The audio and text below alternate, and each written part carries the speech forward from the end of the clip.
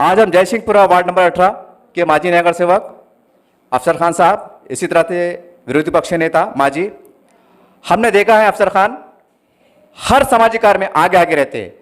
अभी हाल ही में जिस प्रकार से 8 दिन का लॉकडाउन चला और उसके बाद जिस प्रकार से मानपा कमिश्नर साहब ने एक फरमान जारी किया कि जो भी दुकानदार है, फल फ्रूट वाले, गोश्त वाले, तरकारी वाले, जो भी है, उनको खोलने से पहले अपना टेस्ट करवाना होगा, एक सर्टिफिकेट दिया जाएगा, उसके बाद आप दुकान खोल सकते हो।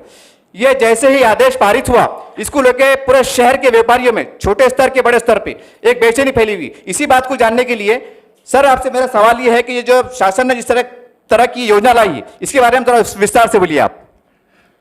देखिए, सबसे पहले तो मैं आपको ये बता दूं कि मनपा कमिश्नर अस्तिक कुमार साहब शहर में काम बहुत अच्छा कर रहे हैं, उनके लेवल पे काम अच्छा चल रहा है। लेकिन उन्होंने जो फरमान निकाला, जो आदेश निकाला और जो उन्होंने कहा है कि शहर के अंदर भाजीपाला वाले हो, दूध वाले हो, गाड़ी वाले हो, दुकान वाले हो, होटल वाले हो, हमारे पास में अस्तिक कुमार साहब, आपको ये मालूम होना चाहिए कि हजारों लाखों की संख्या में छोटे बड़े व्यापारीज हैं और उनका अगर टेस्ट आप करवाने की बात कर रहे हैं तो इसमें कितने दिन जाएंगे? पहले ही 4 महीने से लोग घर में फाके गुजार रहे हैं। गोर गरीब लोग, जो छोटी मोटी दुकानदार है, जो छोटी दुकान वाले, किराना दुकान है, छोटा स्टोर है, ये लोग भूखे मरने का टाइम आ गया और आप उनकी टेस्टिंग रिपोर्ट लेने के बाद दुकान खोलो बोल रहे हैं। ये सरासर गलत है। मैं इसका विरोध करता हूं अपनी तरफ से, अपनी पार्टी की तरफ से, कांग्रेस की तरफ से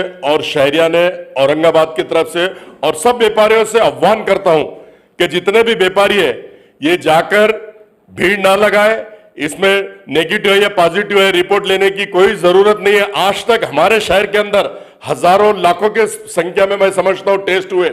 किसी को आपने पॉजिटिव रिपोर्ट दिया है, मैं समझता हूं नहीं दिया है। किसी को आपने नेगेटिव रिपोर्ट दिया है, मैं समझता हूं किसी को नहीं दिया। तो आज आप नेगेटिव और पॉजिटिव दुकानदारों को देने की बात कैसे कर रहे हो?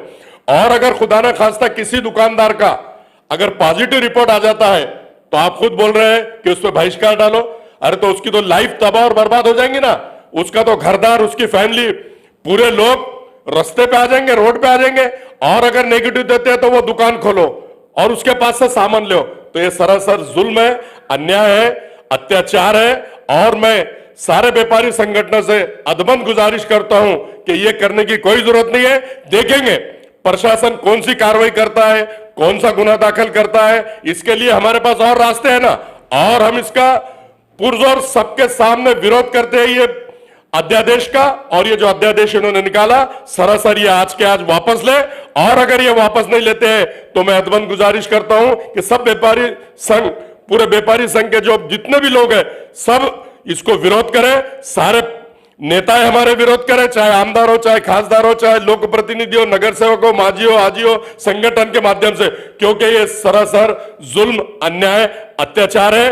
और आप अगर ये बोलते हो कि पॉजिटिव आ गया तो उसके पास से कुछ मत खरीदो, आप खुद बोल रहे हो, तो उसका हाल क्या होगा, उसकी फैमिली का, उसका। और लोग तो उसको ऑटोमेटिक पॉजिटिव हो तो उसके पास जाना ही बंद कर देंगे। तो उसको मतलब समाज से और व्यापार से और धंधे से क्या बाहर निकालने का काम आप कर रहे हो? ये हरगिज नहीं होना चाहिए।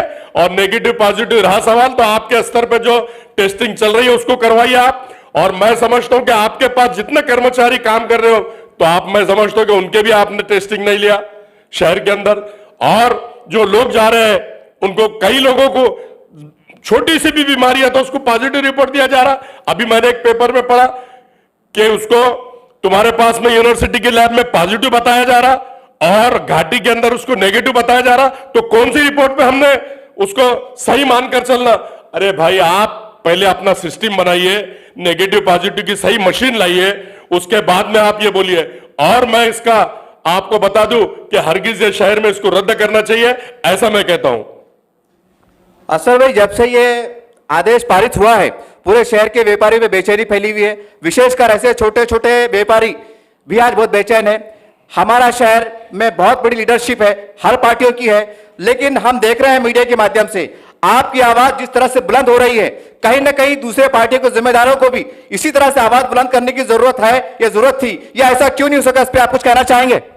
देखिए, मैं तो पहले भी बोल चुका हूं और आज भी बोल रहा हूं कि सारे लोक प्रतिनिधि, जितने भी आमदार, खासदार, लोक प्रतिनिधि है, जो संगठन के माध्यम से काम करते हैं, जो पार्टी के माध्यम से काम करते हैं, जो हमारे शहर में 115 कारपोरेटर थे, अब माजी हो चुके हैं, जितने भी पदाधिकारी हैं, माजी महापौर है, इन सब लोग ने आकर एक मीटिंग लेकर लोगों के हित में, क्योंकि प्रशासन अपना काम कर रहा है, प्रशासन हुकुमशाही कर रहा है, ये हुकुमशाही के विरोध में लोक प्रतिनिधि को आना चाहिए, चाहे वो आमदार हो, खासदार हो या पूरे कारपोरेटर हो। इसलिए आना चाहिए कि अन्याय है, जुल्म है, और आज तक आपने पॉजिटिव नेगेटिव रिपोर्ट हाथ में किसी के दिया नहीं, और आज आप देने की बात कर रहे हो, तो यह भी सरासर गलत है। आप कितने नेगेटिव है, कितने पॉजिटिव, आप ये बता दीजिए शहर के अंदर।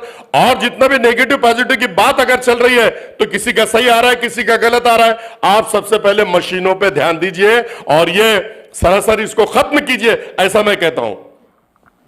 अफसर भाई, हम जब शहर में आप घूम रहे थे कि व्यापारियों से हमारी मुलाकात हुई, बहुत से व्यापारियों का कहना था कि अगर प्रशासन अगर बजदीद है कि हम करने ही वाले हैं, तो बहुत से व्यापारियों का ऐसा ख्याल था, छोटे छोटे व्यापारियों का, कि मान लीजिए अगर कोई पॉजिटिव निकलता है तो उसका 1 महीने का पूरा किराया, उसका घर का खर्चा प्रशासन ने देना चाहिए। इसके बारे में आप क्या कहना चाहते हैं?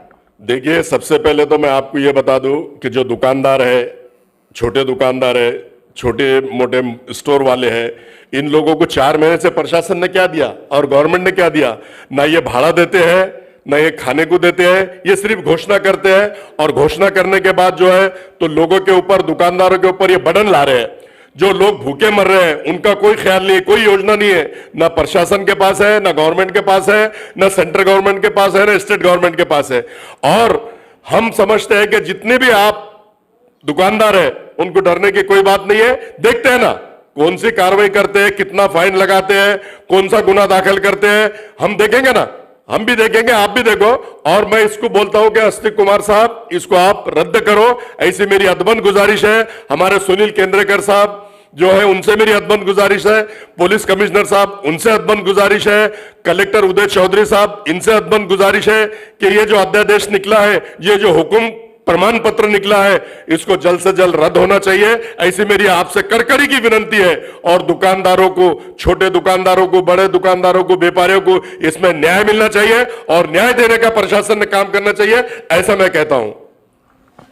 ये थे माजी नगर सेवक अफसर खान, इसी तरह से विरोधी पक्ष नेता अफसर खान, जिन्होंने बड़े बेबाक तरीके से, हम समझते हैं कि औरंगाबाद के हर वो मजदूर वर्ग जो आज रोड पे धंधा पानी करता है, छोटी छोटी दूध डेयरी चलाता है, तरकारी दुकान चलाता है, ये उनकी दिल की आवाज है। हम समझते हैं कि ये आवाज पूरे शहर में हर घर में पहुंचना चाहिए और विशेषकर प्रशासन के हर अधिकारी कर्मचारी तक पहुंचना चाहिए, ताकि प्रशासन अपने निर्णय पे वापस लेने पे, वो सोच विचार करने पे मजबूर हो सके।